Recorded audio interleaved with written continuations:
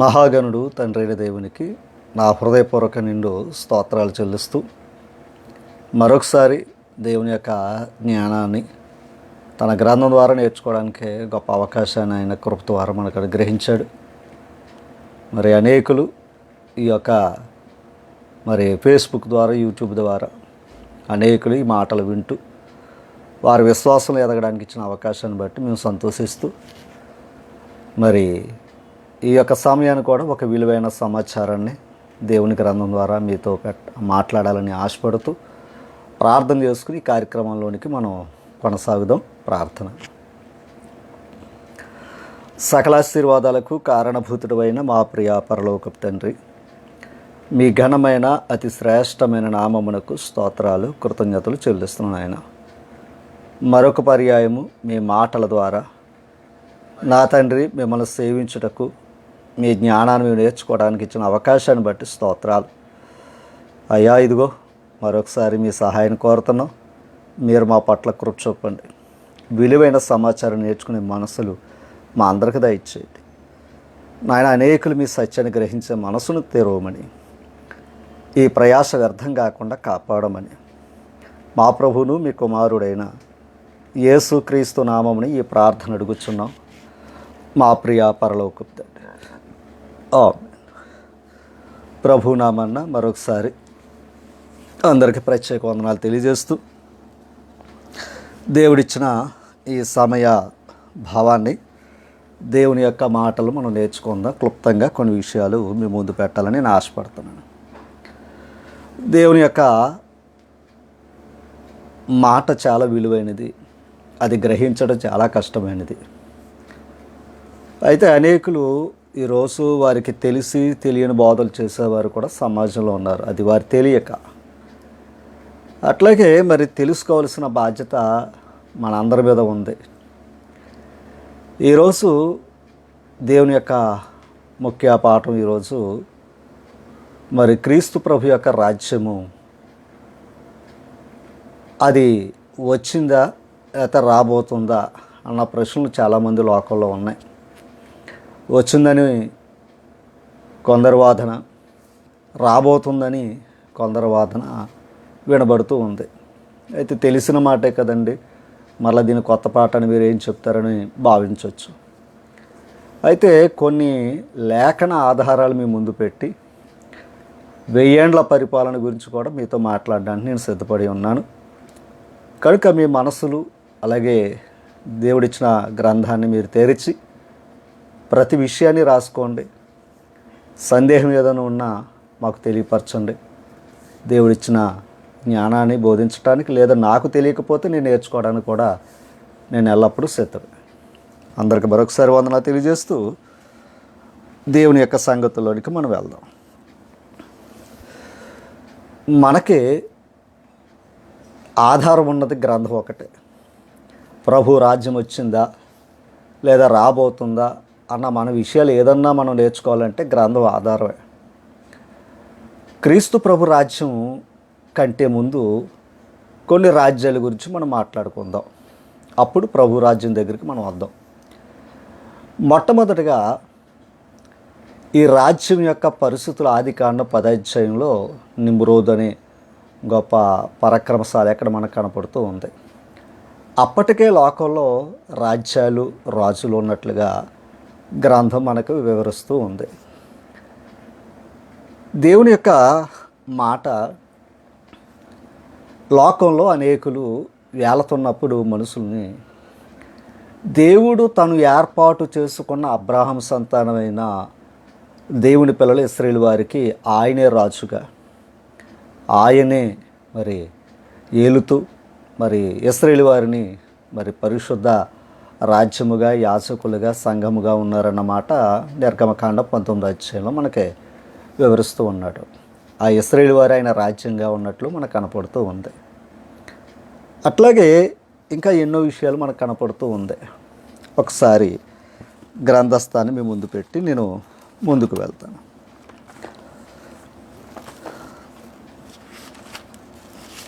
ప్రతి ఒక్కరు కూడా ఈ మాటలు ఆలోచించండి.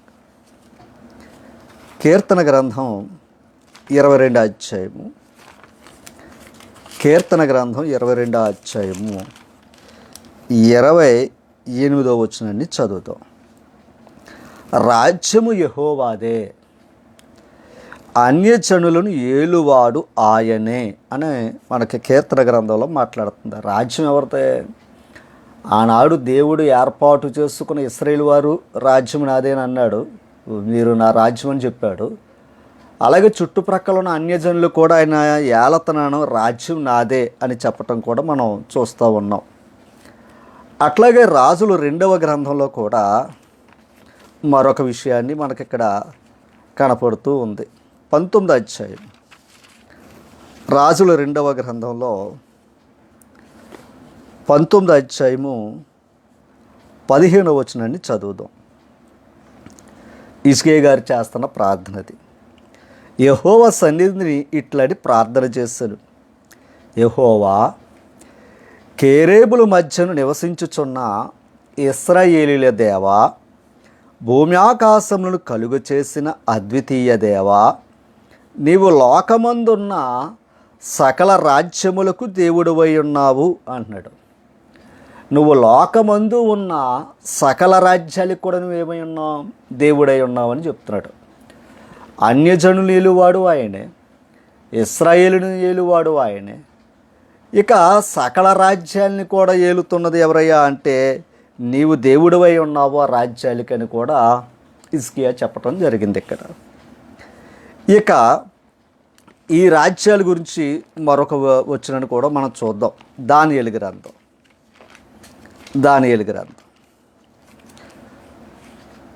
4వ అధ్యాయం 17వ వచనాన్ని చదువుతాం. ఈ ఆజ్ఞ జాగరకులకు దేవదూతల ప్రకటన అనుసరించి జరుగును, నిర్ణయమైన పరిశుద్ధుల ప్రకటన అనుసరించి సంభవించును. మహోన్నతుడగు దేవుడు మానవుల రాజ్యము పైన అధికారయుండి అన్నాడు ఇక్కడ.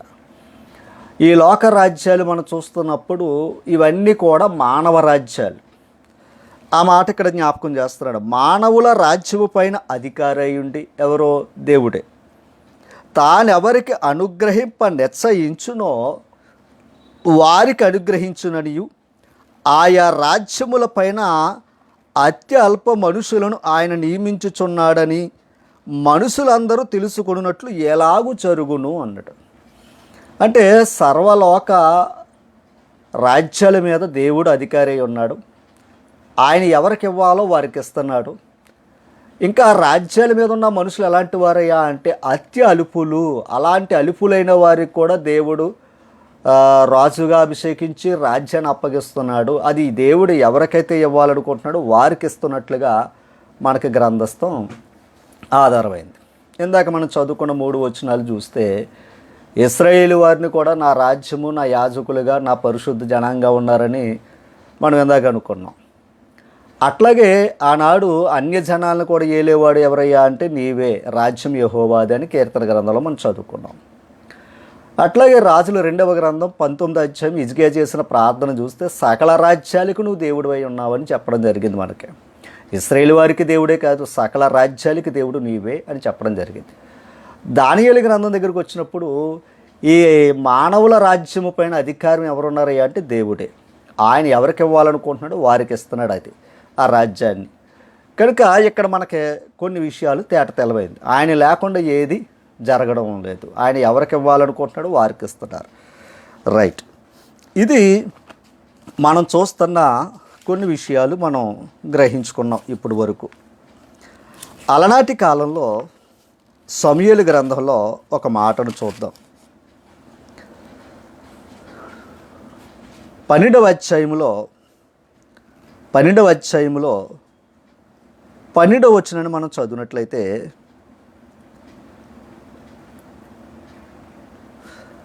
చూడండి, అక్కడ ఒక మాట ఉంది.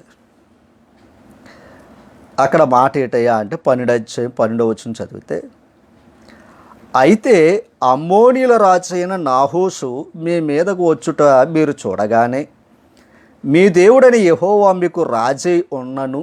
అంటే శత్రువులు వస్తున్నారు, శత్రువులకు రాజు ఉన్నాడు. ఇందాక మనం అనుకున్నట్లుగా ఆయా రాజ్యాలు ఉన్నాయి, రాజులు ఉన్నారు. కనుక ఎవరైతే బలం ఉందో వారే ఆ రాజ్యాన్ని ఆక్రమించుకోవటం అనేది మనకు తెలిసిన చరిత్రే.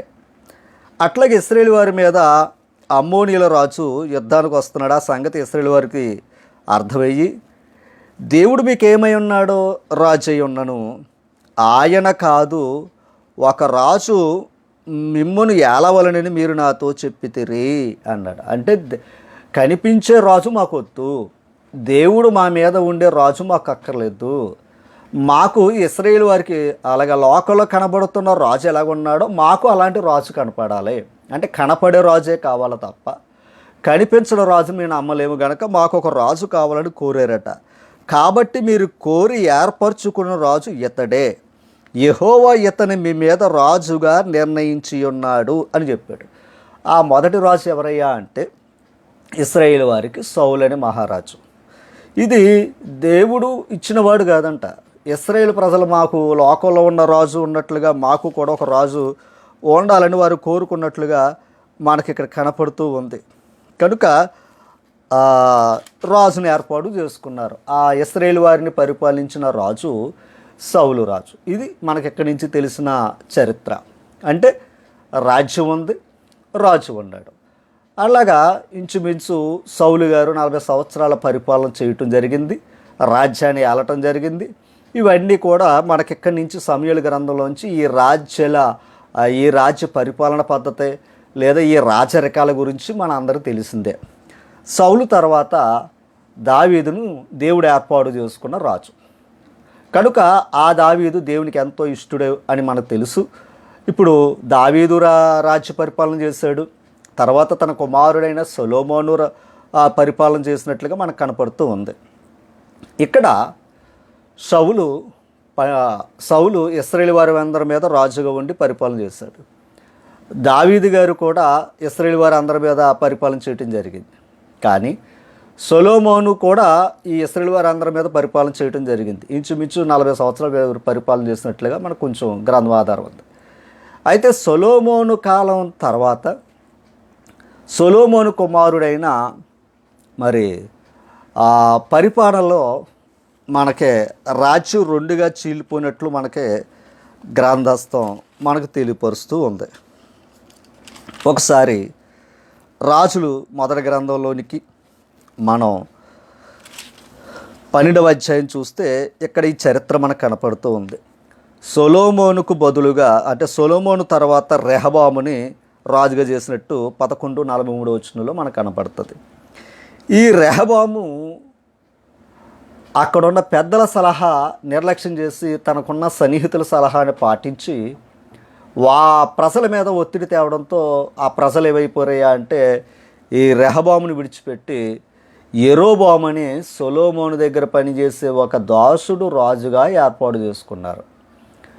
అప్పుడు రాజ్యం 2గా చీలిపోయినట్లు మనకు కనపడుతుంటుంది. అనగా 12 గోత్రాలు ఏలిన రాజ్యాన్ని యోధా బెన్యామీను గోత్రం యోధా రాజ్యంగా పిలువబడుతూ 10 గోత్రాలని ఇశ్రాయేలు రాజ్యంగా పిలువబడుతూ మరి ఇశ్రాయేలుని పరిపాలించే రాజు ఇశ్రాయేలు రాజులుగా, యోధా ప్రజలు బెన్యామీను పరిపాలిస్తున్న వారు యోధా రాజులుగా మనకు గ్రంథస్థం రాజుల గ్రంథంలో మనకు కనపడుతూ ఉంది. యోధా రాజ్యం ఇంచుమించు మనకి ఎంతమంది రాజులు పరిపాలించినట్లుగా మనకు కనబడుతుందంటే యోధా రాజ్యం అయితే ఇంచుమించు 20 రాజులు పరిపాలించినట్లు మనకు కనపడుతుంది. యోధా రాజ్యం ఇంచుమించు 20 మంది రాజులు పరిపాలన చేసినట్లు మనకు కనపడుతుంది. అట్లాగే ఇశ్రాయేలు యొక్క రాజ్యాన్ని పరిపాలించిన రాజులు ఇంచుమించు 19 మంది మనకు కనపడుతూ ఉంటారు. సరే, ఈ రాజరికాలు మనం చూసినట్లయితే అది మనం కొన్ని విషయాలు తెలుసు. ఇశ్రాయేలు రాజులు అయితే ఒక్కడు నీతిమంతులు లేడు. యోధా రాజ్యంలో కొందరు నీతిమంతులు ఉన్నట్లు మనకి కొన్ని ఆధారాలు ఉన్నాయి. రైట్. అయితే ఇప్పుడు మనం నేర్చుకున్న విషయాలను బట్టి చూస్తే ఈ రాజ్యరికం, ఈ రాజ్యం ఇంత విషయాలు మనకు అవసరమా అంటే ఇది మనుషుల రాజ్యాల గురించి మనం మాట్లాడుకోవడం. కానీ ఇప్పుడు దైవ రాజ్యాన్ని దగ్గరికి మనం వెళ్ళబోతున్నాం. ఇప్పుడు దైవరాజ్యం మనకు అర్థం అవ్వాలంటే ముందు మనిషి రాజ్యం అర్థం అవ్వాలి. ఇప్పుడు కొన్ని విషయాలు మీ ముందు పెట్టాలని నేను ఆశపడుతున్నాను.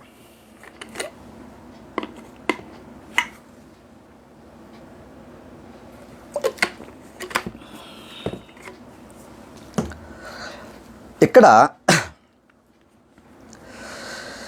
యేసు ప్రభు రాజ్యం చేయబోతున్నాడు అని యెషయా గ్రంథంలోని ఒక వచనాన్ని మనకు తెలుసు. ఒకసారి దాన్ని అండర్లైన్ చేసుకో.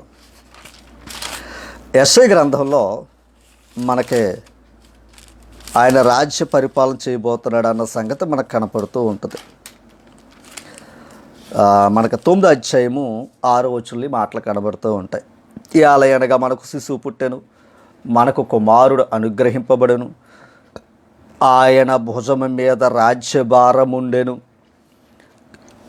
ఇవి మనకిక్కడ ఉన్న సమాచారం.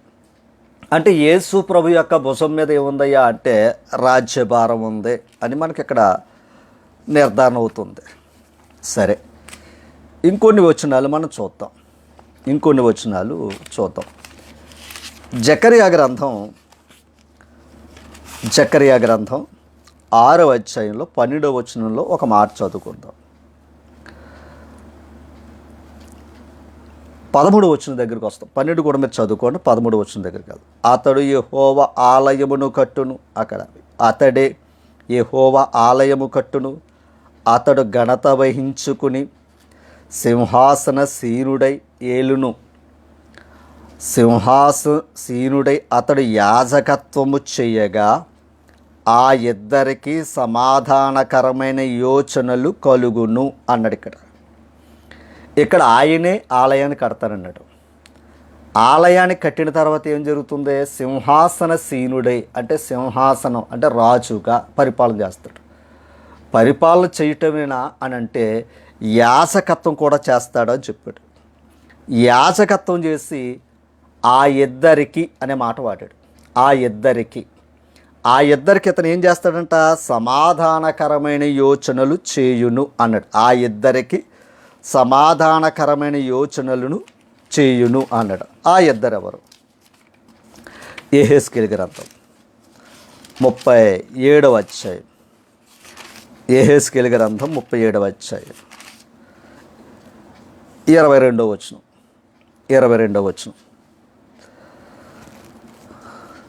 చూడండి, ఇక్కడ వారిక మీదట, అది పైకి కూడా మీరు వెళ్తే చదువుకోవచ్చు, సమయభావాన్ని బట్టి ప్రాముఖ్యమైన వచనాలు నేను వివరిస్తున్నాను. వారిక మీదట ఎన్నటికి 2 జనములుగాను 2 రాజ్యములుగాను ఉండకుండునట్లు, అంటే 2 జనములు 2 రాజ్యాలుగా ఉండకుండునట్లు.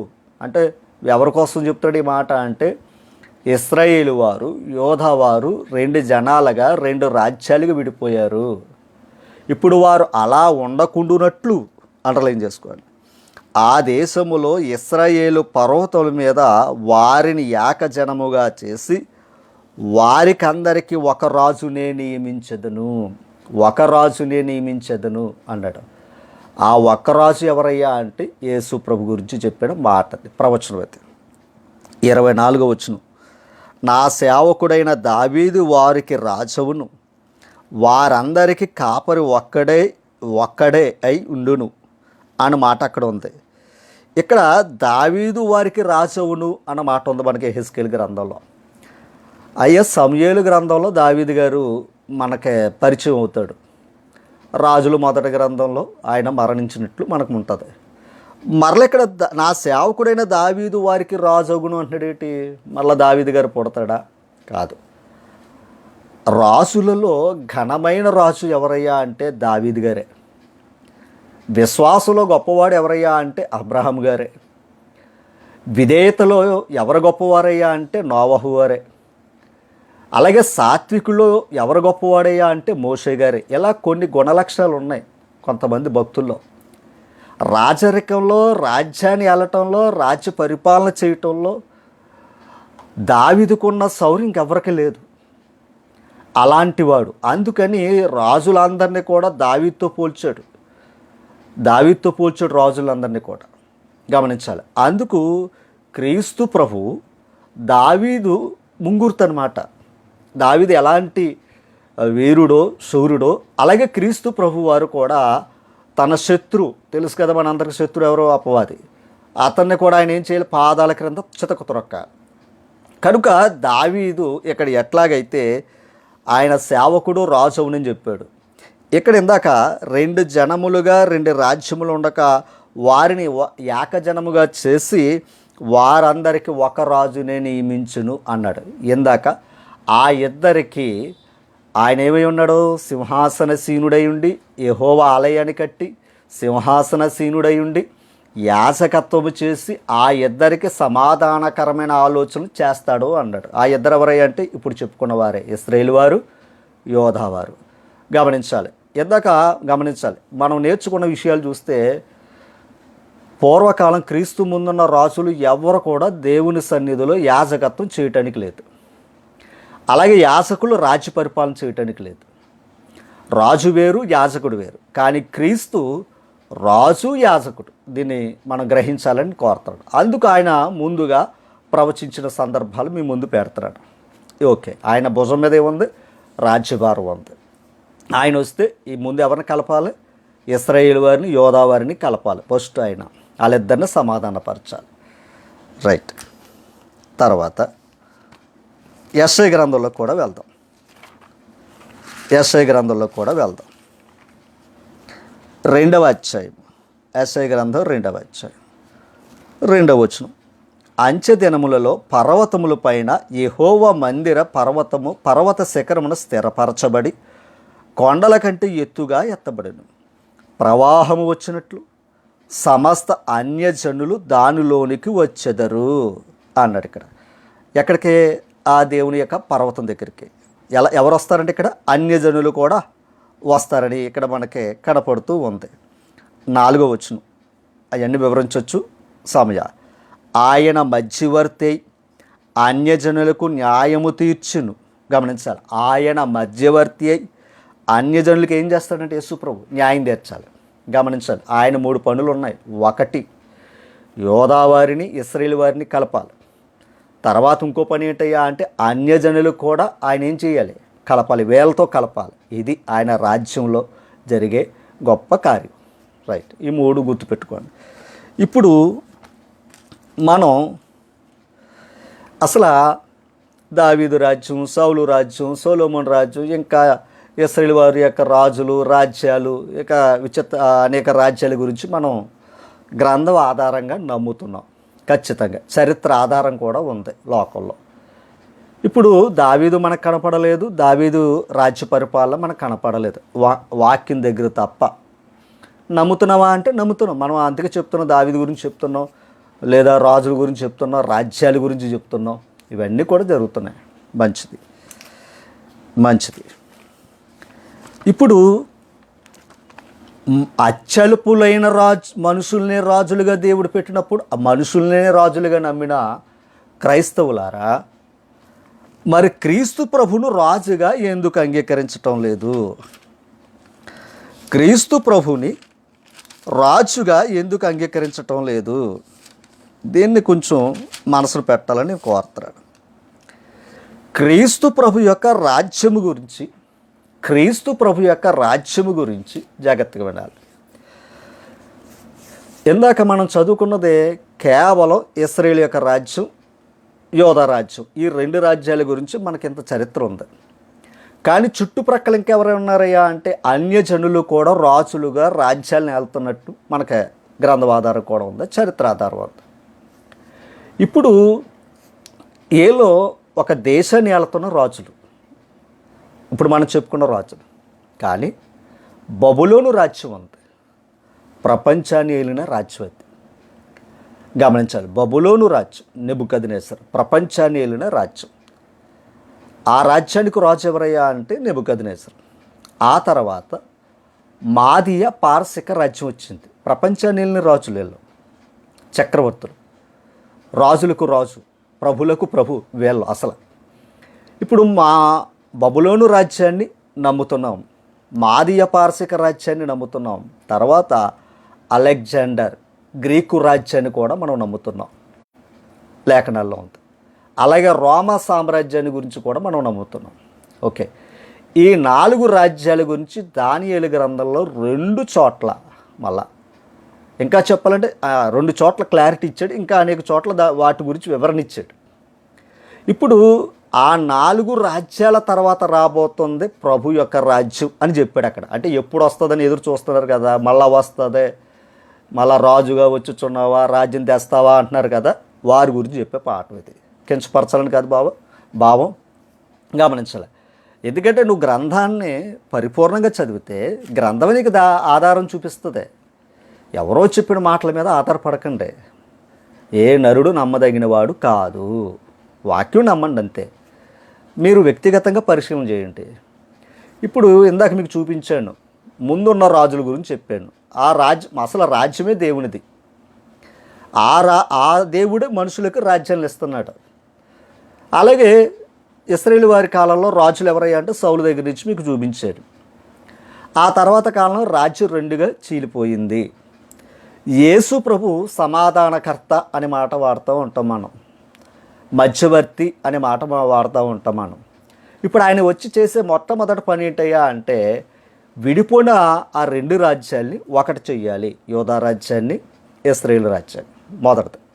తర్వాత అన్యజనులు కూడా ఆయన ఏం చెయ్యాలి, ఏలాలి. అన్యజనులు కూడా ఆయన అవకాశాన్ని, న్యాయాన్ని తీరుస్తున్నాడని మనం చదువుకున్నాం. ఇలా అందరిని కలపడానికి యేసుప్రభు వచ్చాడు, అందుకు మధ్యవర్తి అన్నాడు. మరి ఆయన రాజ్యం ఎప్పుడు వస్తుంది, ఆయన రాజ్యం ఎప్పుడు వస్తుంది, అది ప్రశ్న మనకి.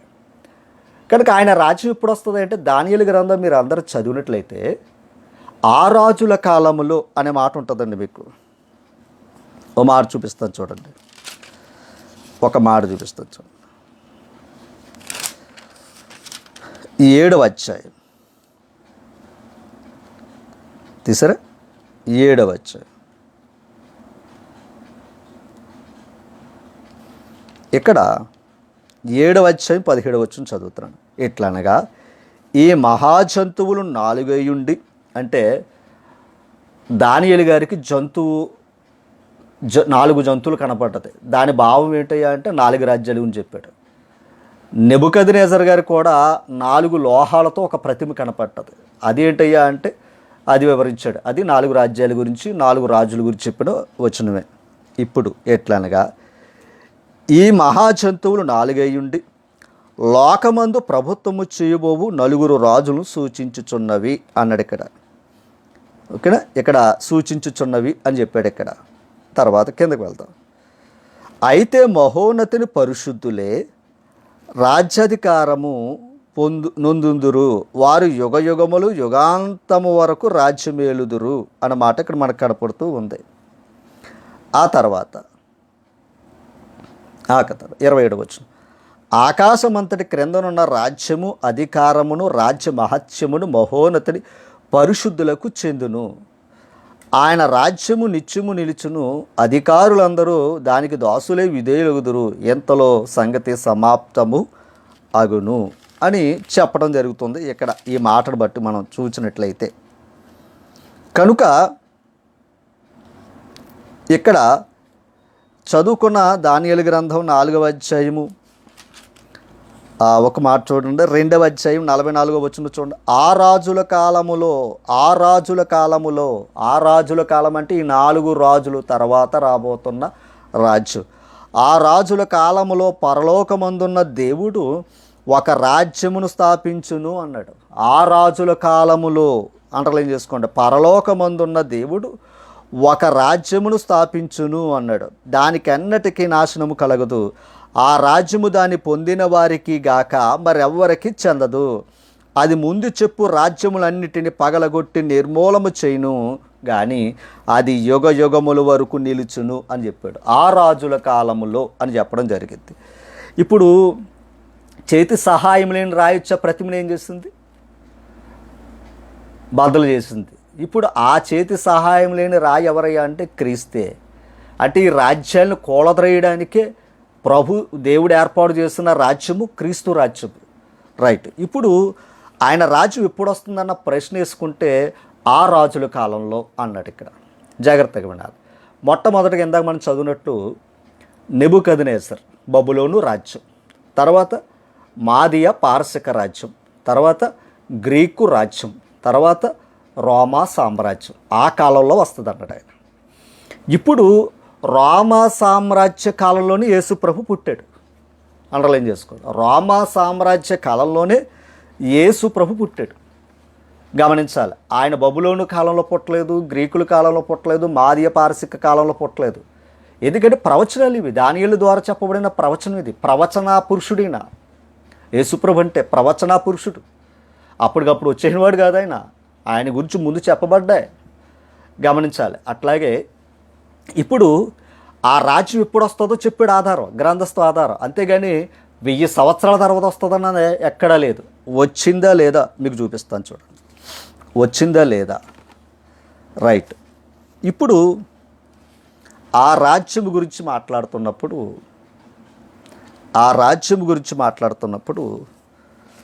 ఒక వచనాన్ని మీ ముందు పెట్టాలని నేను కోరుతున్నాను.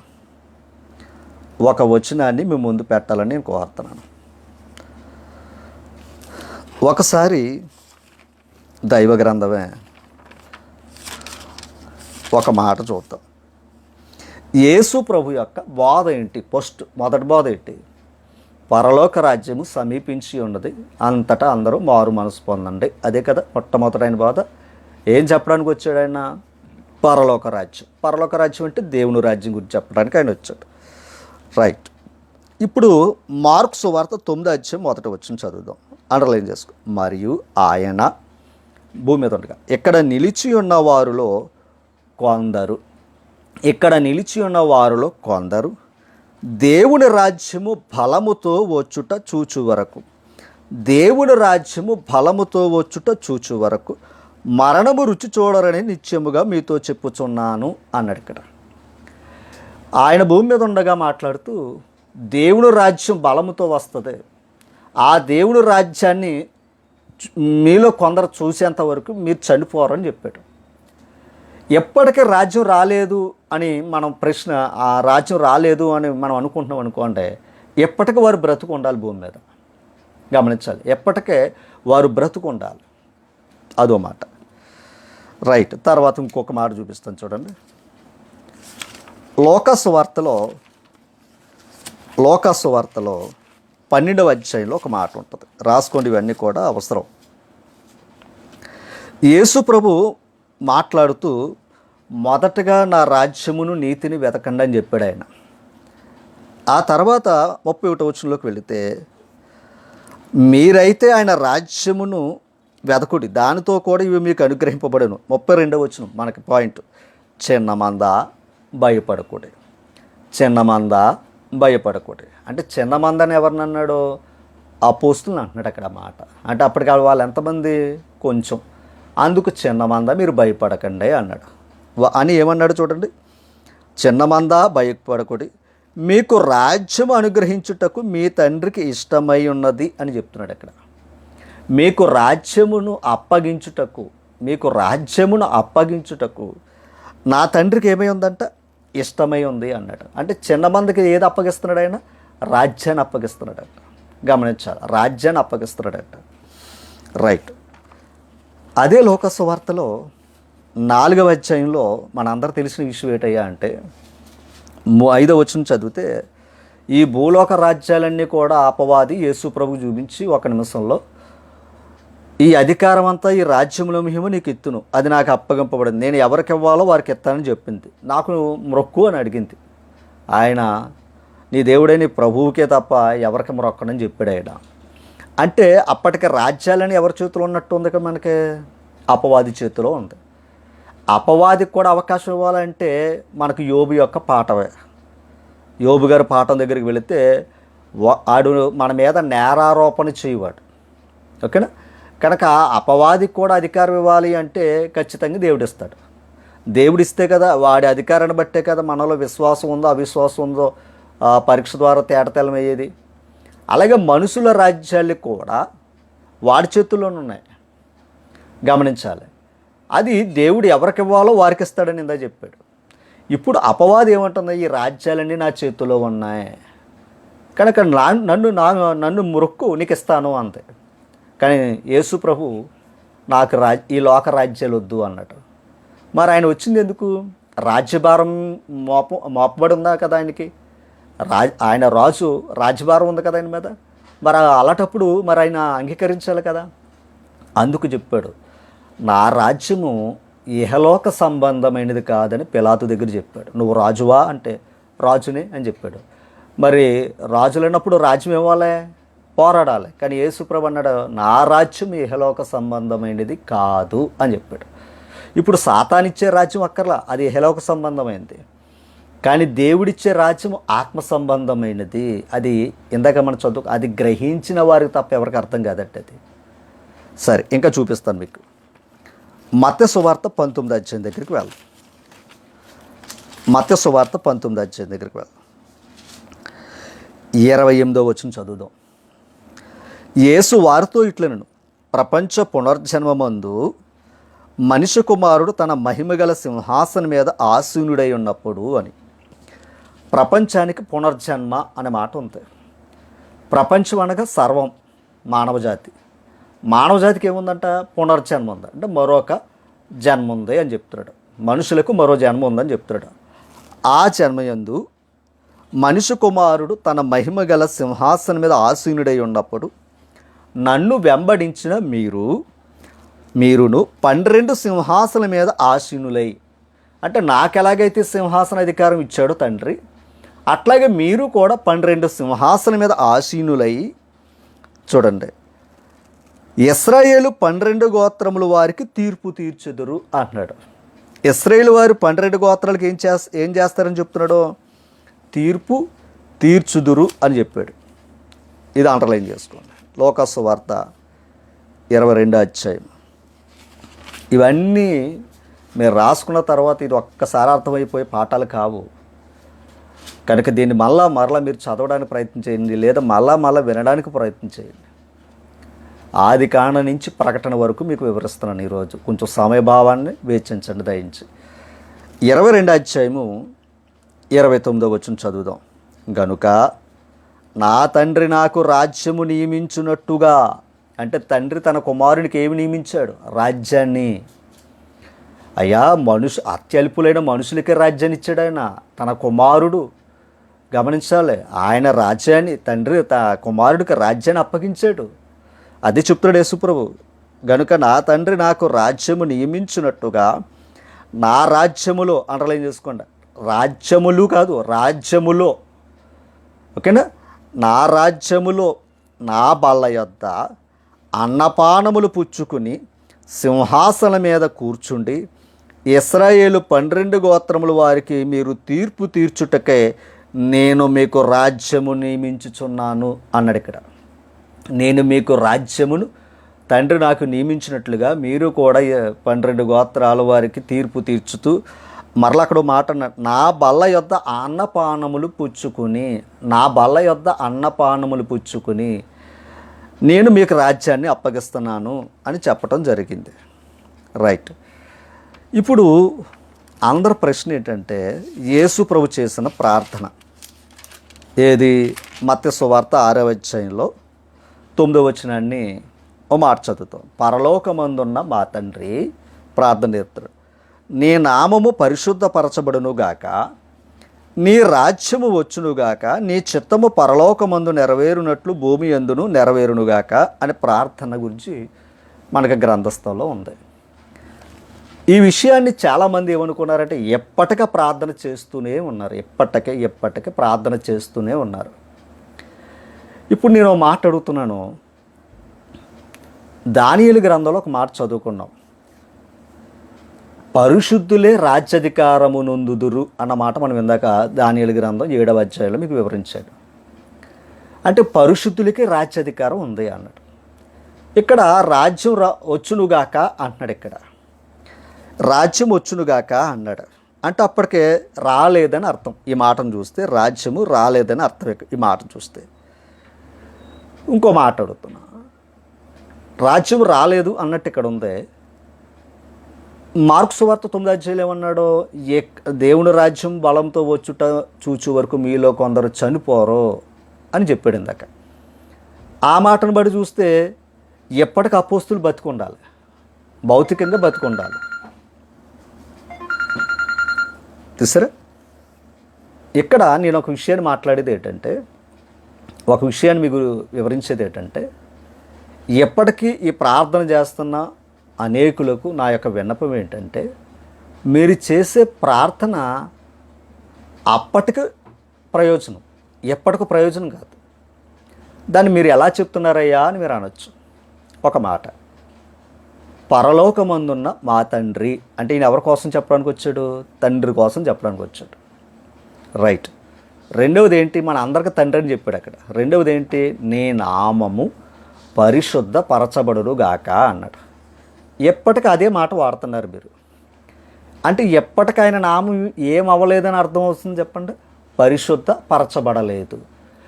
మరి ఆయన నామమే పరిశుద్ధ పరచబడినప్పుడు మరి నువ్వెలా పరిశుద్ధుడు అయ్యావు?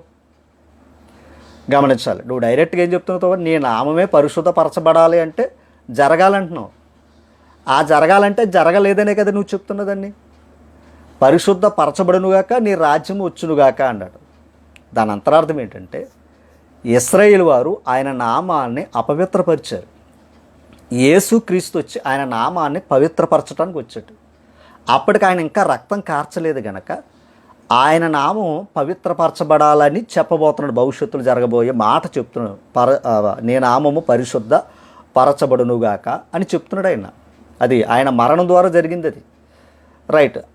ఆ రక్తం ద్వారా ఏమవుతున్నాం? పరిశుద్ధులు అవుతున్నాం. అప్పుడు ఆ పరిశుద్ధులైన వారే రాజ్యాధికారాన్ని పొందుతున్నారు. ఇంకో మాట, యెషయా గ్రంథంలో మనం ఎంత చదువుకున్నాం, ఏలయనగా మనకు శిశువు పుట్టినని మాట యేసుప్రభు గురించి. మరో చోట కన్యక గర్భాన కుమారుడు జన్మిస్తాడని మాట ఉంది. ఎప్పటికీ ఆ మాట చదివితే ఎలా ఉంటుంది? ఎప్పటికే అంటే కన్య గర్భాన యేసుప్రభు పుడతాడని ఎప్పటికీ మనం అదే చేస్తూ ఉన్నాం అనుకోండి. దాని అర్థం ఏంటి? అంటే యేసుప్రభు ఇంకా పుట్టలేదనే కదా అని అర్థం. గమనించాలి. యెషయా గ్రంథంలో ఇంకా మత్తయి లోక రాయక ముందు చెప్పిన మాట అది. అది ఎక్కడ నెరవేర్చబడ్డది? మత్తయి సువార్త, లోకా సువార్తలు ఆ వచనం నెరవేర్చబడ్డది యేసుప్రభు పుట్టడం ద్వారా. ఇప్పుడు మనం ఆ వచనంతో పని లేదు ఇంకా, ఎందుకంటే జరిగింది కనుక. అట్లాగే యేసు ప్రభు వారు భూమి మీదకి వచ్చినప్పుడు చేసే ప్రార్థన వేరు, ఆయన తిరిగి లేచిన తర్వాత చేసే కార్యాలు వేరు. దాన్ని గ్రహించాలి. ఆ రెండు వ్యత్యాసాన్ని గ్రహించాలి. ఆయన తండ్రి చిత్తం నెరవేర్చడానికి వచ్చాడు. తండ్రి చిత్తం ఏంటయ్యా అంటే రాజ్యాన్ని పరిపాలన చేయాలి తన కుమారుడు. కనుక ఇక్కడ మనం విషయాలు చూస్తే ఆయన నామం పరిశుద్ధపరచబడితే కానీ రాజ్యం రాదు. గమనించాలి. కనుక రాజ్యం రావటానికి ఎందాక చెప్పాడు, అపోస్తులకి ఏమిస్తున్నాడు? రాజ్యాన్ని మీకు ఇస్తున్నాను అన్నాడు ఆయన.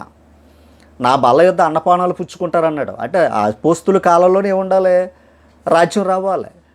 ఓకే.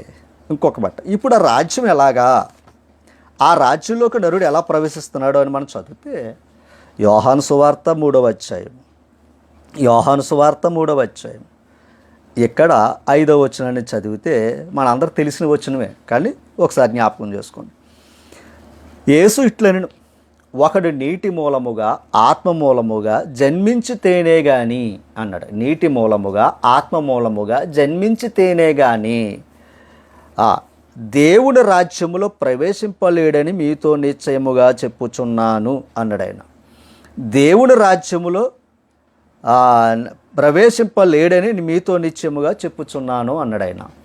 అంటే దేవుని రాజ్యంలోనికి ప్రవేశం ఏంటయ్యా అంటే ఒకడు నీటి మూలముగా ఆత్మ మూలంగా జన్మించాలి. ఒకడు నీటి మూలముగా ఆత్మ మూలముగా జన్మించాలి. ఇందాక మనం మాట చదువు ప్రపంచ పునర్జన్మ అని మాట చదువుకున్నాం. ప్రపంచ పునర్జన్మ ఏంటయ్యా అంటే దేవుడు నరుడికి ఇచ్చిన గొప్ప భాగ్యం ఏంటయ్యా అంటే క్రొత్త జన్మనిచ్చాడు. పాపాలతో ఉన్న మన జీవితాలకి పాపాలు గడుక్కోవడానికి ఆయన క్రొత్త జన్మనిచ్చాడు. ఆ పాపాల పరిహారం ఏంటయ్యా అంటే క్రీస్తు రక్తం, క్రీస్తు బలియాగం.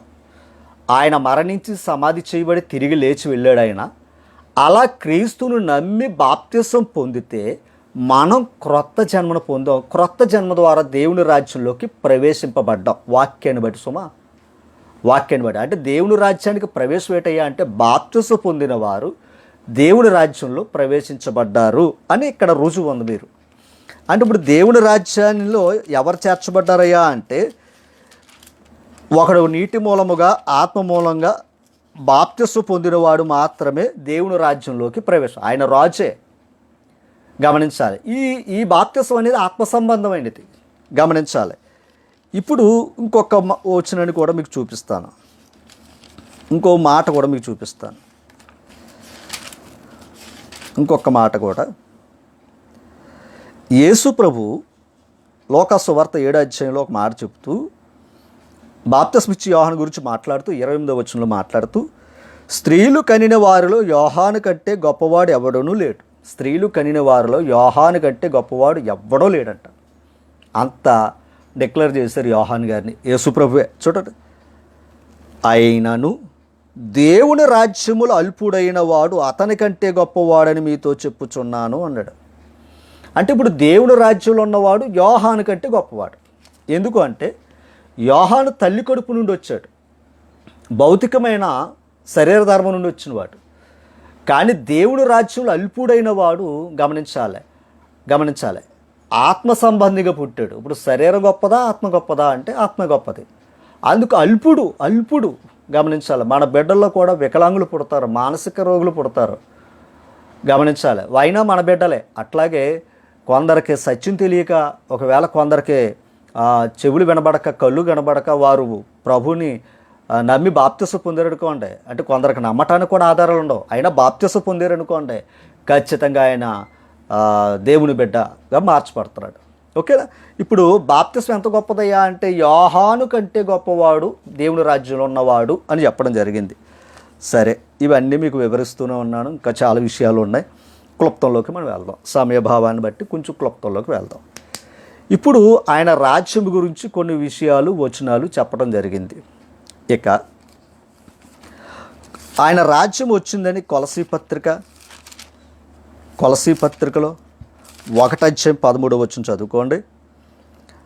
ఆయన మనల్ని అంధకార సంబంధమైన అధికారంలో నుండి విడుదల చేసి తాను ప్రేమించి తన కుమారుని యొక్క రాజ్య నివాసులుగా చేసెను అన్నాడు. ఇక్కడ రాజ్య నివాసులుగా చేసెను అన్న మాట మనకి ఇక్కడ కనపడుతూ ఉంది. అంటే చేసేనా చేస్తాడా? చేసెను. తర్వాత మరో మాట, ఇప్పుడు దెసలోనిక మొదటి పత్రిక 2:11 తన రాజ్యమునకును మహిమకును మిమ్మును పిలుచుచున్న దేవునికి తగినట్టుగా మీరు నడుచుకొనవలనని మేము మీలో ప్రతివారిని హెచ్చరించుచు, ధైర్యపరచుచు, సాక్ష్యం ఇచ్చుచు తండ్రి తన బిడ్డల ఎడల నడుచుకునే రీతిగా మీలో ప్రతివాని ఎడల మేము నడుచుకుంటామని మీకు తెలియదు. ఎంత గమనించాలి? దేవుని పిలుపుది ఏంటి? తన రాజ్యమునకు మహిమకు మిమ్మల్ని పిలుచుచున్న దేవునికి తగినట్టుగా. అంటే దేవుని పిలుపేంటో తెలుసండి? సువార్త ద్వారా పిలిచాడు. నా కుమారునితో సహవాసం చేయమని పిలిచాడు. కుమారుని దగ్గరికి వెళ్ళాలంటే బాప్తిసం పొందమని చెప్పాడు ఆయన. అంటే రాజ్యం వచ్చిందంటే 100% రాజ్యం వచ్చింది, అందులో సందేహం లేదు. గమనించాలి, మనుషుల రాజ్యాన్ని మీరు నమ్ముతున్నప్పుడు ప్రభు రాజ్యాన్ని ఎందుకు నమ్మటం లేదు? రైట్. అయితే కొందరిలో ఒక వాదన ఏంటంటే, అసలు పాయింట్ దగ్గరికి వస్తాను. ప్రకటన గ్రంథంలో 1000 ఏండ్ల పరిపాలన ఉంది కదండి అని చెప్పడం జరుగుతుంది. తక్కువ సమయంలో దాన్ని కొంచెం మీకు వివరించడానికి ప్రయత్నం చేస్తున్నాను, ఎందుకంటే సమయభావాలను బట్టి గ్రహీతం. ప్రకటన గ్రంథం 20 అధ్యాయం. ప్రకటన గ్రంథం 20 అధ్యాయం. 20 అధ్యాయం మొదటి నుంచి చదివితే, మరియు పెద్ద సంఖ్యలను చేత పట్టుకుని అగాధం యొక్క తాళపు చెవి గల ఒక దేవదూత పరలోకం నుండి దిగివచ్చుట చూచింది. ఒక దూత వచ్చాడట సంఖ్యలు పట్టుకుని. అతడు ఆది సర్పమును అనగా అపవాదియు సాతాను అను ఘట సర్పమును పట్టుకుని 1000 సంవత్సరములు వానిని బంధించి అగాధములు పడవేసింది. ఎన్ని సంవత్సరాలను? 1000 సంవత్సరాలు బంధించి అగాధములు పడేసింది. ఆ 1000 సంవత్సరములు గడుచు వరకు ఇక జనములను మోసపరచకుండునట్లు అగాధమును మూసి దానికి ముద్ర వేస్తుంది. అటు పిమ్మట వాడు కొంచెం కాలము విడిచిపెట్టబడవలను అంది. ఈ మాట చాలామంది భావం తీసుకున్నది ఏంటంటే వారి ఇష్టం, వారి ఆలోచన. అంటే సాతాను బంధించబడ్డాడు 1000 సంవత్సరాలు. 1000 సంవత్సరాల తర్వాత ఇక్కడ క్రీస్తు కూడా 1000 సంవత్సరంలో రాజ్యం చేశారన్న మాట ఇక్కడ మనకు కనపడుతూ ఉంటుంది. మీకు వివరిస్తానమాట. రైట్. ఇప్పుడు సాతాను ఏమయ్యాడంటే బంధించబడ్డాడు. ఎంతకాలం? 1000 సంవత్సరాలు అన్నాడు. ఈ 1000 అనే మాట తీసుకున్నప్పుడు 1000 అని అంటున్నారు చాలామంది. అంటే అక్షరంగా తీసేసుకుంటున్నారు చాలామంది, అక్షరంగా తీసుకుంటున్నారు. ఒక మాట అడుగుతున్నాను, ఆలోచించండి. అక్షరంగా తీసుకుంటే బైబిల్ ఎప్పటికీ అర్థం కాదండి. చాలామంది ఆదికాండం 2వ అధ్యాయంలో దేవుడు 6 దినాలు శ్రమించి 7వ దినం విశ్రమించిన మాట ఉంటుంది. దాన్ని ఎలా తీసుకున్నారయ్యా అంటే సృష్టి దినాలు చాలా సమయభావాలు ఎక్కువ, అవి భౌతిక 24 దినాలు కాదు, అలాగే ఏదో చెప్తున్నారు. సరే, అది వారి ఇష్టం, నేను ఆలోచిస్తారని మాట్లాడుతున్నాను. 6 దినాల ముందు 4వ దినము ఈ సూర్యుని చంద్ర నక్షత్రాలని 5వ రోజు చేసినట్లుగా మనకు ఉంటుంది కదా ఆదికాండంలో. అంటే సూర్య చంద్రులు కూడా కంటే ముందు దినాలు ఉన్నట్లుగా మనకు కనపడుతుంది. మంచిది చెడ్డది అన్న విషయం మనకు అస్తమయం ఉదయం కలగ ఒక దినమై అక్షరంగా తీసేసుకుంటున్నారు. సరే, మరి 6 దినాలు అది ఎంతో విలువైన సమయభావాలని చెప్తున్నారు. అయితే మరి ఆదాము గారిని ఎన్నో రోజు చేశాడు? 6వ రోజుని ఆయన నిర్మించడం జరిగింది. అంటే ఇప్పుడు ఆదాము గారి వయసు ఎంత ఉండాలంటారు మీరు ముందు కట్టిన లెక్కల ప్రకారం? అయితే ఆదాము గారి వయసు కూడా ఎంత ఉండాలి అంటే ఆదాము గారి దగ్గరికి వచ్చి కుదించేశారా? ఆలోచించా. ఆదాముని చేసిన రోజు కూడా 6వ దినము, ముందున్న దినాల సమయం ఎంతో ఇది అంతే లెక్కకు వస్తుంది. దాని అంతరార్థం ఏంటయ్యా అంటే 7వ దినం అనే మాట అక్కడ ఎందుకు రాయడం జరిగిందంటే అసలు 7వ దినం ఇశ్రాయేలు వారు విశ్రాంతి పొందే దినం అది. ఆదికాండం 1వ అధ్యాయం 50 అధ్యాయాల వరకు మీరు చదివితే ఒక్క భక్తుడు కూడా విశ్రాంతి దినాన్ని పాటించలేదు. ఆదికాండాన్ని రాసింది మోషే భక్తుడు. ఖచ్చితంగా దేవుడే విశ్రమించినట్లుగా ఉంటే ఖచ్చితంగా వీరు కూడా విశ్రమ పొందుతారన్న భావంతో రాసి ఉండాలి. ఇప్పుడు కొన్ని మాటలో దేవుడు తల్లిలా లాలించిన, తండ్రిలా పాలించిన మాటలు ఉంటాయి. అంటే ఆయన తల్లి ప్రేమ గురించి ఆయన నిర్వచించవచనాలు అట్లాగే కొన్ని పదాలు ఉంటాయి.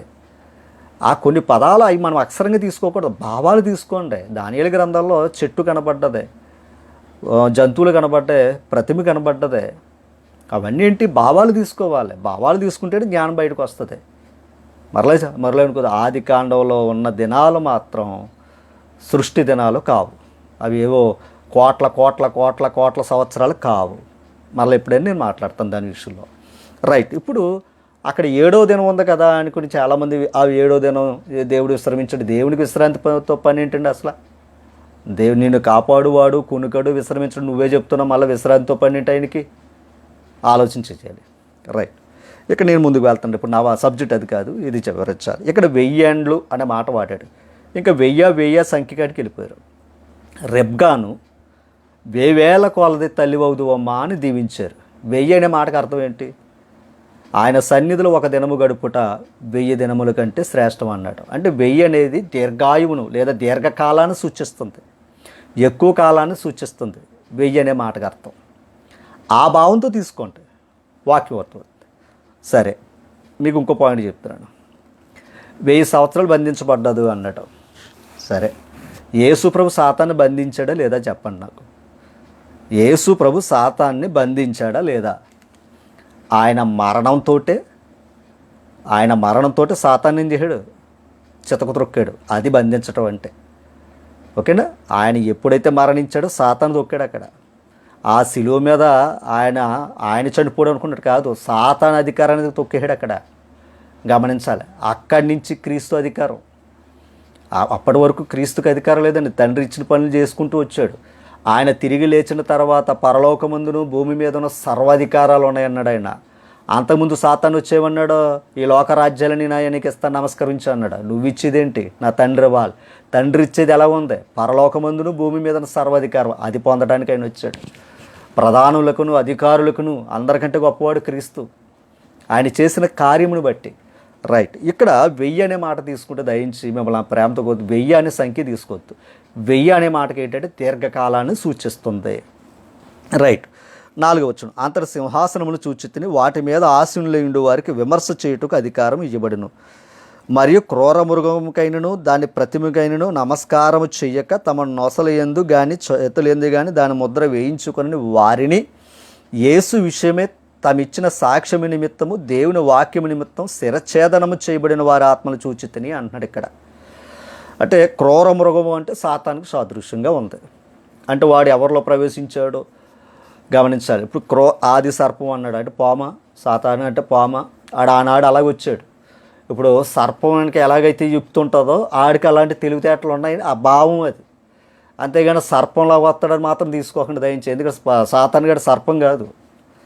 గమనించి ఆ సర్పానికి ఉండే ఆలోచన అంతా ఆడికి ఉంది. ఆడు ఎలా తప్పించుకోవాలో తెలుసు, ఎలా కోటయ్యలో వాడి తెలుసు. అందుకు సర్పాన్ని పోల్చాడు అక్కడ, బంధించాడు. బంధించడం అనే మాటకు అర్థం ఏంటి? బంధించడం అనే మాటకు అర్థం ఏంటి? అలనాటి కాలంలో రాజులు కూడా వారి చేతులకు సంఖ్యలు వేసి తీసుకుని చెరలో పాడేసేవారు. అంటే అధికారం వాళ్ళది గమని కదా. బంధించాడంటే దాని అవకాశం లేదు కదా, గమనించాలి. అట్లాగే ఇలా కొన్ని విషయాలు మనకి పోలికలు తీసుకొని దయించి, భావాలు తీసుకుంటాయి. ఓకే, ఇప్పుడు ఆ క్రూర మృగానికి నమస్కారం చేయక నొసలయందు చేతులందు కానీ ముద్ర వేయించుకొనని వారిని యేసు విషయమే తామిచ్చిన సాక్ష్యము నిమిత్తము, గుర్తుపెట్టుకోండి, దేవుని వాక్యము నిమిత్తము శిరఛేదనము చేయబడిన వారి ఆత్మలను చూచితిని అన్నాడు. అంటే ఎవరో చనిపోయిన ఆత్మను చూశాను అంటున్నాడు ఆయన. ఆ చనిపోయిన ఆత్మలు ఎవరయ్యా అంటే యేసు ప్రభు కొరకు శిరఛేదనం చేయబడిన వారు. జాగ్రత్తగా వినాలి. అంటే వారి ఆత్మలే కదా, రైట్, చూచితిని అన్నారు. ఈ పాయింట్ చూద్దాం. ఇలా శిరఛేదనం చేయబడిన వారు ఎవరైనా ఉన్నారా అంటే బాప్తిస్మిచ్చి యోహాను ఉన్నాడు, యాకోబు ఉన్నాడు.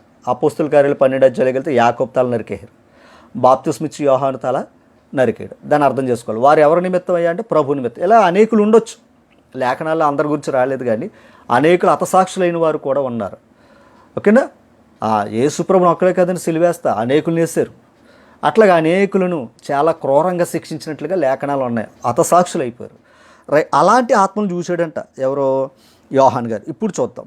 వారు బ్రతికిన వారే, అదే చచ్చిపోయిన వాళ్ళు ఎలా బ్రతుకుతారు? వారు బ్రతికిన వారై 1000 సంవత్సరములు క్రీస్తు కూడా రాజ్యం చేశారట. వారు చచ్చిపోయి క్రీస్తు కూడా రాజ్యాన్ని ఎలా చేస్తారు? రాజ్యం అంటే మరి ఇందాక మనం అనుకున్నాం కదా, బాప్తిసం పొందినవాడు రాజ్యసభ్యుడు అవుతున్నాడని మనం అనుకున్నాం కదా. మరి వీళ్ళు ఎలా చేస్తున్నారు? చనిపోయిన ఆత్మలు కదా. చూపిస్తాను. లోకసువార్త 13 అధ్యాయం. లోకసువార్త 13 అధ్యాయం తీసారా? 28వ వచనం. అబ్రహాము, ఇస్సాకు, యాకోబులను సకల ప్రవక్తలను దేవుని రాజ్యములు ఉండుటయు. ఎక్కడిని తీసుకొచ్చాడు చూసారా? అబ్రహాము, ఇస్సాకు, యాకోబులు సకల ప్రవక్తలను దేవుని రాజ్యములు ఉండుటయు, మీరు వెలుపలకు త్రోయబడటయు మీరు చూచినప్పుడు మీరు ఏడ్చుచు పండ్లు కొరుకుదురు. మరియు జనులు తూర్పు నుండి, పడమట నుండి, ఉత్తరము నుండి, దక్షిణం నుండి వచ్చి దేవుని రాజ్యమందు కూర్చుందురు అని చెప్తున్నాడు ఇక్కడ. అంటే ఇప్పుడు దేవుని రాజ్యంలో ఎవరు ఉన్నట్టు ఉంది అక్కడ మనకి? అబ్రహాం గారు, ఇస్సాకు, యాకోబు, ప్రవక్తలు, ఇంకా అనేకులు కూడా దేవుని రాజ్యంలో ఉంటారు. కానీ లోక సంబంధులు, లోకరాజ్య సంబంధులు వారు వెలుపలు ఉంటారు, బయట ఉంటారు, వారు అగ్నిగుండంలో పడతారన్నమాట భావం. రైట్. ఇప్పుడు హెబ్రీ పత్రిక 11 అధ్యాయం మనం చదివినట్లయితే వారందరూ విశ్వాసముతో మృతి పొందిరి అనే మాట ఉంటుంది. విశ్వాసంతో మృతి పొందిరి అన్నాడు. హేబేలు ఏమై ఉన్నాడో మృతి పొందాడు, కానీ ఆయన విశ్వాసము ద్వారా మాట్లాడుతున్నాడు అన్నమాట మనం గ్రహించాలి. అంటే ఇప్పుడు చనిపోయిన వారు కూడా ఏమై ఉన్నారు? చనిపోయిన వారు కూడా ఏమై ఉన్నారు? 20 అధ్యాయం లోకసువార్త 20 అధ్యాయం 35 నుంచి చదువుతున్నాను. పరమును మృతుల పునరుత్థానమును పొందుటకు యోగ్యులని ఎంచబడిన వారు పెండ్లి చేసుకున్నారో పెండ్లికి ఇవ్వబడరు. ఎక్కడ? పరలోకంలో. ఆ సమస్య తెచ్చారు వీళ్ళు, పునరుత్థానం గురించి తెచ్చారు ఇక్కడ. తర్వాత వారు పునరుత్థానములో పాలివారేయుండి దేవదూత సమానులను దేవుని కుమారులయుందురు గనుక వారికను చావ నేరరు అన్నాడు. అంటే పునరుత్థానంలో ఉన్నవాడికి చావు లేదు, పునరుత్థానం లేని వాడికి చావు ఉంది. కిందకి పొదను గూర్చి భాగంలో ప్రభు అబ్రహాము దేవుడనియు, ఇస్సాకు దేవుడనియు, యాకోబు దేవుడనియు చెప్పుచు మోసే గారి దగ్గర మృతులు లేతురని మోసే సూచించాను.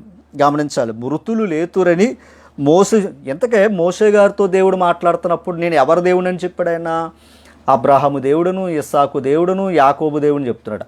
అలా చెప్పినప్పుడు వారు చనిపోయారు, మోసే కంటే ముందుండి చనిపోయారు. కానీ మృతులు ఏమవుతున్నారో లెగుతురు అన్న సంగతి తెలిసింది. ఎందుకంటే కింద చెప్పాడండి ఆయన సజీవులకే దేవుడు కానీ మృతులకు దేవుడు కాడు, ఆయన దృష్టికి అందరూ జీవించుచున్నారని వారికి ఉత్తరం ఇచ్చెను. ఓకేనండి. మోషే కంటే ముందు చనిపోయారు, కానీ మోషే దగ్గరికి వచ్చినప్పుడు నేను అబ్రహాం దేవుని, ఇస్సాకు దేవుడిని, యాకోబు దేవుని అంటే ఏమన్నాడు? మృతులు కూడా లేపబడతారన్న సంగతి మోషే గ్రహించాడట. నేను సజీవులకే దేవుణ్ణి కానీ మృతులకు దేవుణ్ణి కాదు. ఇప్పుడు ప్రకటన గ్రంథం 20 అధ్యాయం దగ్గరికి వస్తే వీరు మరణించిన వారే కానీ మరణించి ఏమై ఉన్నారు? ఆత్మలను చూచితిని వారు బ్రతికిన వారే, అంటే విశ్వాసం ద్వారా ఏమై ఉన్నారు? బ్రతికిన వారే 1000 సంవత్సరములు క్రీస్తుతో కూడా రాజ్యం చేసిరి. మళ్ళా సంఖ్య పెట్టుకోవద్దు దయించి, అంటే 1000 సంవత్సరములు సంఖ్య పెట్టుకోవద్దు. క్రీస్తుతో కూడా ఏం చేశారంట? రాజ్యము చేసిరి. తర్వాత ఆ 1000 సంవత్సరములు గడుచు వరకు కడమ మృతులు బ్రతకలేదు. ఆ 1000 సంవత్సరములు గడుచు వరకు కడమ మృతులు బ్రతకలేదు. కడమ మృతులు అనే మాటకు అర్థం ఏంటంటే, పునరుత్థానం గురించి మనకొక పాఠం ఉంది. పునరుత్థానం గురించి యేసు ప్రభు పునరుత్థానము నేనే, జీవము నేనే అని చెప్పడం జరిగింది. ఇప్పుడు 20 యోహాను సువార్త 5వ అధ్యాయము 25వ వచనం. మృతులు దేవుని కుమారుని శబ్ద వినుగడియ వచ్చుచున్నది, ఇప్పుడు వచ్చి ఉన్నది, దానిని వినువారు జీవింతురని మీతో నిశ్చయముగా చెప్పుచున్నాను అన్నాడు. అంటే మృతులు ఎవరి శబ్దం వింటారయ్యా అంటే క్రీస్తు ప్రభువు శబ్దం అనగా వాక్యం వింటారు. అంటే అందరూ పాపం చేసి దేవుడు అనుగ్రహించి మహిమను పొందలేకపోతున్నారు. పాపం వల్ల వచ్చే చేత మరణం ద్వారా అందరూ మృతులే. బ్రతుకుతున్నాం కానీ మీరు మీ పాపముల చేత అపరాధముల చేత చచ్చిన వారే. యేసు ప్రభు లోకానికి వచ్చినప్పుడు అందరూ ఆ స్థితిలోనే ఉన్నారు. ఇప్పుడు యేసు ప్రభు యొక్క మాట ద్వారా ఎవడైతే విన్నాడో, ఆ మాటను అనుసరించాడో, వాడు బాప్తిస్మం ద్వారా పునరుత్థానాన్ని సంపాదించుకుంటున్నాడు, జీవాన్ని సంపాదించుకుంటున్నాడు. అది ఆ మాట కోసం 27వ వచనం. మరియు ఆయన మనిషి కుమారుడు గనుక తీర్పు తీర్చుటకు తండ్రి అధికారం అనుగ్రహించాడు. దీనికి ఆశ్చర్యపడకుడి. 28. ఒక కాలము వచ్చుచున్నది, ఆ కాలమున సమాధిలో ఉన్న వారందరూ ఆయన శబ్దమును విని, అంటే అందరూ ఎక్కడ ఉన్నట్టు? శాస్త్రులు పరిశీలన కూడా తిట్టాడు, మీరు సమాధిని పోలి ఉన్నారని చెప్పాడు. అంటే వాళ్ళు నిజంగా సమాధిలో ఉన్నారా? కాదు, వారి క్రియలను బట్టి సమాధులతో పోల్చాడు. అలాగే మనుషులు చేసిన పాప క్రియలను బట్టి వారు కూడా సమాధులతోటి పోల్చాడు. ఇక్కడ చూడండి, ఆ కాలమున సమాధిలో ఉన్న వారందరూ ఆయన శబ్దము విని, ఆయన మాట విని, చూడండి, మేలు చేసిన వారు జీవ పునరుత్థానమును, మేలు చేయడం ఏంటి? క్రీస్తుని అంగీకరించటమే. మనుషులు నమ్ముట కంటే యెహోవాను నమ్ముకొనుట మేలు.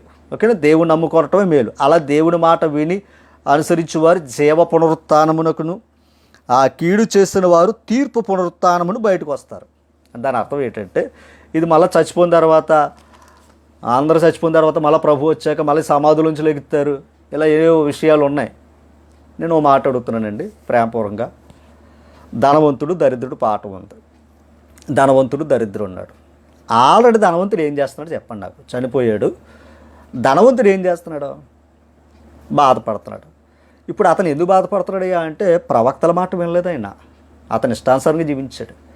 ఇప్పుడు ఒకవేళ అతను మళ్ళా సమాధిలోకి వెళ్ళి మళ్ళీ తిరిగి లేచి ఎక్కడికి వెళ్తాడేంటి? అతని క్రియలు బట్టే కదా అతను బాధపడుతున్నాడు. మరలా అతను భూమి మీదకి వచ్చి మళ్ళీ సమాధిలో ఉన్న శరీరాన్ని తలుచుకుని మరలా ఆ పాతాళానికి వెళ్తాడా? అవేమి జరగవండి, అవేమి జరగవు. ఎందుకంటే ఈ శరీరం రక్తమాంసాలు దేవుని రాజ్యాన్ని స్వతంత్రించుకో. పరలోకానికి రక్తమాంసాలు వెళ్ళవు కదా, ఈ రక్తమాంసాలు ఎక్కడి వరకే. దాన్ని ఆ వాక్యం చెప్పినప్పుడు వర్ణించటం, బోధించటంలో చాలా అజాగ్రత్తలు జరుగుతున్నాయండి. ఎందుకంటే ప్రకటన గ్రంథంలో సముద్రము తనలో ఉన్న మృతులను అప్పగించును అని అంటాడు. 13వ వచనం, సముద్రము తనలో ఉన్న మృతులను అప్పగించును, మరణము పాతాళ లోకములో వాటి వశములో ఉన్న మృతులను అప్పగించును అన్నాడు ఇక్కడ. అంటే సముద్రంలో చచ్చిపోయిన వాళ్ళు సముద్రంలో అప్పగించేద్దారని అనుకుంటున్నారు. ఈ మాట కాదండి. అలాంటప్పుడు సముద్రములు అని వాడాలి. సముద్రం అనే మాటకు అర్థం ఏంటంటే లోకం. యేసుప్రభు అన్నాడు, ఆయన ఉపమానంలో చెప్పాడు, ఒక పరలోక రాజ్యము సముద్రమును, పరలోక రాజ్యము చేపలు పట్టిన వలన పోలి ఉన్నది. వాడు సముద్రంలోకి వెళ్ళి ఏం వేసాడు? వల వేసాడు, సువార్త ప్రకటించాడు. కానీ కొన్ని చేపలు వచ్చాడు, కొన్ని చేపలు రాలా. అది సముద్రం అంటే లోకాన్ని సూచిస్తుంది తప్ప భౌతికమైన సముద్రం కాదు. ఓకేనండి, రైట్. తర్వాత ఏమన్నాడు? మృతులను అప్పగించుడు. మరణం అంటే ఆల్రెడీ ఏమైనా ఆజ్ఞాతిక్రమించినోడు మరణంలో ఉన్నాడు. పాతాళంలో ఉన్నవాడు ఆల్రెడీ ఏమై ఉన్నాడు?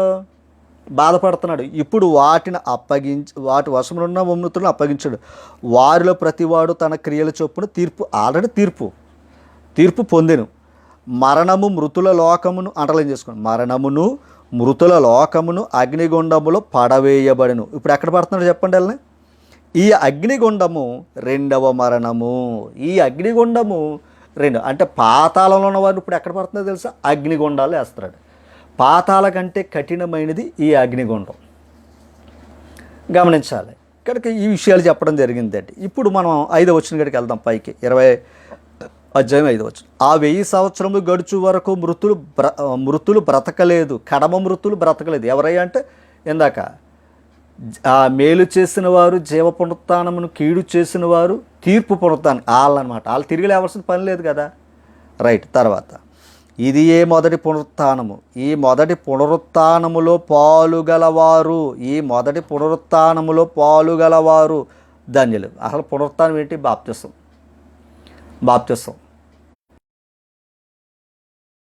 లేదు, ఎందుకంటే వీళ్ళు ఆల్రెడీ ఎందులో ఉన్నారు? పునరుత్థానంలో ఉన్నారు. గమనించాలి. అందుకే విశ్వాసంతో మరణించారు. ఎవరో ఆ ఆత్మలో ఆల్రెడీ ప్రభుతోటే ఉన్నవారే. అందుకే అబ్రహాం, ఇస్సాకు, యాకోబు దేవుని రాజ్యంలో ఉంటారని చెప్పారు. వీళ్ళందరూ ఉన్నది ఎక్కడయ్యా అంటే దేవుని రాజ్యంలోనే. తర్వాత అధికారం మీరు దేవునికి క్రీస్తుకు యాజకులై క్రీస్తుతో కూడా 1000 సంవత్సరము రాజ్యము చేయుదురు వీరు అన్నాడు. ఎన్ని సంవత్సరాలంట? 1000 సంవత్సరము రాజ్యము చేయుదురు అన్నాడు. అంటే 1000 సంవత్సరాలే కదా అన్నాడు. తర్వాత 7వ వచనం దగ్గరికి వెళ్దాం. 1000 సంవత్సరములు గడిచిన తర్వాత సాతాను తానున్న చెరలో నుండి విడిపింపబడెను అన్నాడు ఇక్కడ. అంటే 1000 సంవత్సరాల తర్వాత ఏమైంది? సాతాను మరలా విడిపించబడ్డదట. నేను అడుగుతున్నాను ఒక్క మాట, ఒక్క పాయింట్. అది నోటుతో చెప్పడం కంటే ఇప్పుడు దేవుని యొక్క రాజ్యం గురించి మీకు ఇందాక నుంచి కొన్ని విషయాలు వివరిస్తూ వస్తున్నాను. వెయ్యి అనుకుని సంఖ్య దగ్గర ఆగిపోయిన వాళ్ళు ఉన్నారు. సమాధిలో ఉన్నవారు లేస్తారనుకుంటే భౌతికమైన సమాధుల దగ్గర పండగ చేసేవారు కూడా ఉన్నారు. అది వారిష్టం. ఆత్మ మళ్ళీ శరీరాన్ని దాల్చుకోవాల్సిన పని లేదండి.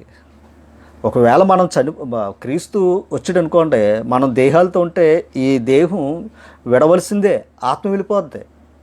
ఆ క్రీస్తు ఎలాగైతే మహిమ పొందాడో రూపాంతర కోణం మీద, అలా మహిమ పొంది ఆ మహిమలోకి వెళ్ళిపోతాం మనం. రక్తమాంసాలు ఉండవు. సరే, ఇందాక సాతాన్ని బంధించి కొంతకాలం 1000 సంవత్సరాలు బంధించాడనమాట మనం చదువుకున్నాం కదా. ఇప్పుడు క్రీస్తురాజు ఎప్పుడు వచ్చింది అంటే అపోస్తుల కార్యాలు 2వ అధ్యాయం. అపోస్తులు బోధించిన బోధ అది నమ్మి ఇశ్రాయేలు వారు యూదులు వచ్చారు అక్కడికి ఆ పండగ ఆచరించడానికి. బాప్తిసం పొందిన వారు 3000 మంది. ఆ 3000 మంది ఆయన రాజ్యం. ఆ రాజ్యం అది రానున్న దినాలు విస్తరిస్తూ వచ్చింది. రైట్. ఇప్పుడు ఒక విషయాన్ని ఏంటంటే 1000 సంవత్సరాలనే మాట వాడుకుంటున్నాం కదా మనం. అది జరిగింది ఎక్కడయ్యా అంటే అపోస్తుల కార్యాలు 2వ అధ్యాయం అని చదువు. 5వ అధ్యాయం దగ్గరకు వచ్చాక అననీయ సప్ఫీరా విషయం గురించి మాట్లాడుతూ వారు ఆ పొలం అమ్మి కొంత ధనాన్ని వారు దాచుకున్నారు. ఇప్పుడు 3వ వచనం చదువుతున్నానండి.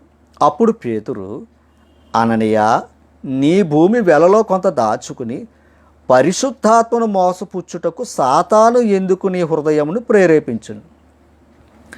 అంటే జాగ్రత్తగా ఉండాలి. అంటే అననీయ లేదా సప్ఫీరాలోకి ఎవడు దూరేహాడు? సాతాను. ప్రేరేపించడం లేదా?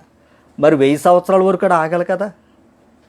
1000 సంవత్సరాల వరకు రాకూడదు కదా. అప్పటికి 1000 సంవత్సరాలు కాదు కదా. ఎందుకంటే ఇక్కడ పేతురు గారే, ఆయనకి 1000 సంవత్సరాలు లేవు. దాని అర్థం ఏంటంటే ఆయన పని ఆ సంఘం కట్టేంత వరకు ఆయన పని జరగనిచ్చాడు. అప్పుడు సాతాను బంధించబడ్డాడు. గమనించాలి. తర్వాత మళ్ళీ విడిచిపడ్డాడు. 1000 సంవత్సరాలు కాదు దాని అర్థం. ఆయన రాజ్యం దీర్ఘకాలం ఉంటుంది. మరి సాతాను 1000 సంవత్సరాల తర్వాత వచ్చాడా? మరి ఆనాడు గర్జించు సింహం వల్ల ఎవడ మృంగుదునని చూస్తున్నాడు. గమనించాలి. మిమ్మల్ని మోసం చేయడానికి అపోస్తులు, దొంగ అపోస్తులు, సాతాను తానే వెలుగుదూత వేషం ఎందుకు వేసుకున్నాడు అంటే ఇప్పుడు ఓ మాట్లాడుతున్నాను అంటే వాడు మోసం చేయడానికి ప్రయత్నం జరిగినాయా లేవా? తర్వాత అపోస్తుల కార్యాలు, కొరింథీ పత్రికలో మనం చూస్తే రైట్. ఆనాటి కాలంలో అపోస్తులకి ఇచ్చిన అధికారం ఏంటంటే మీరు సువార్త ప్రకటించండి. ఆ సువార్త ద్వారా ఏమవ్వాలి? దేవుని ఏర్పాటు ద్వారా ఆయన రాజ్యాన్ని, ప్రభుని అంగీకరించాలి. రైట్. రాజ్యం తర్వాత మళ్ళీ ఎవడు విడిచిపడ్డాడో? సాతానే. అంటే అపోస్తుల కార్యాలు 5వ అధ్యాయం దగ్గరకు వచ్చేటయ్యానికి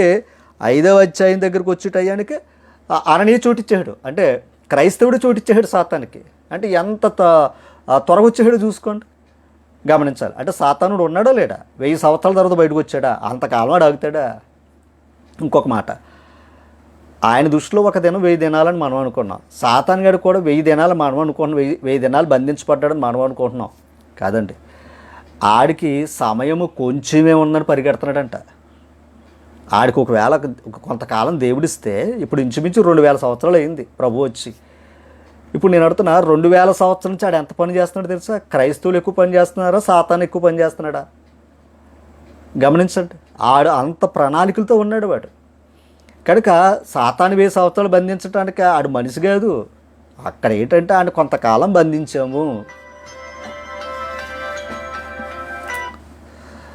వాడిని కొంతకాలం అతన్ని బంధించాము అనే మాట మనకు అక్కడ కనబడుతుంది. కనుక ఈ మాటలు నేను ఎందుకు వివరిస్తున్నానంటే, అది ప్రకటన గ్రంథం అంతా కూడా వర్ణనండి, అలంకరణ. కనుక సంఖ్యను బట్టి మీరు విశ్వాసాన్ని చెరుపుకోవద్దు. కనుక ఆ భావాలు తీసుకోండి. క్రూర మృగము, ఆది సర్పము, ఇవన్నీ చూసుకోండి. మీరు ఆ మాటలు చూసుకోండి. అవన్నీ కూడా ఏంటి, భావాలను మీరు తెలుసుకోవాలి. అలాగే ఆయన రాజ్యం వచ్చిందా? వచ్చింది. ఎలా వచ్చిందో మీకు చూపించాను. అందుకే రోమా సామ్రాజ్య కాలంలోనే ప్రభు రాజ్యం వచ్చింది. అందుకే యేసుప్రభుని శిక్షించింది ఏ కాలం అయ్యా అంటే, రోమీలు పరిపాలించిన కాలం. రోమా ప్రభుత్వం ఆయన శిక్షించింది. కనుక పిలాతు అడిగాడు, నువ్వు రాజు అంటే రాజే, నీ రాజ్యం ఏదయ్యా అంటే ఆత్మ సంబంధమైన రాజ్యం అని చెప్పాడు అక్కడ. తర్వాత రాజ్యం గురించి నిర్వచనం ఏంటయ్యా అంటే, ఒకడు నీటి మూలముగా ఆత్మ మూలంగా జన్మిస్తే వాడు దేవుని రాజ్యంలో ప్రవేశం. ఇంకెంతకన్నా ఏం కావాలి? ఇంతకన్నా ఆధారం ఏం కావాలి? కొరింథీ పత్రిక ఆఖరు మాటను మీకు వివరించి నేను ముగించేస్తాను. 15వ అధ్యాయం, మొదటి కొరింథీ పత్రిక 15వ అధ్యాయము 22వ వచనం చదువుతాం. ఆదామునందు అందరూ ఎలాగూ మృతి పొందుచున్నారు, ఇందాక అదే చెప్పాను, ఆదాం పాపం చేయడం కనుక అందరికి మరణం వచ్చింది. అలాగునే క్రీస్తునందు అందరూ బ్రతికింపబడుదురు. అంటే ఎలాగ? క్రీస్తుని నమ్మి బాప్తిసం పొందటం వల్ల జీవం పొందుకున్నాం మనం. అందుకే ఇందాక చనిపోయిన ఆత్మలు ఎవరయ్యా అంటే, ఇందాక చెప్పాను, క్రీస్తుని నమ్మి విశ్వసించారు. అలా మరణించిన బ్రతికే ఉన్నారు వాళ్ళు. నీతిమంతుడు విశ్వాస మూలంగా బ్రతుకునే మాట ఉంటుంది.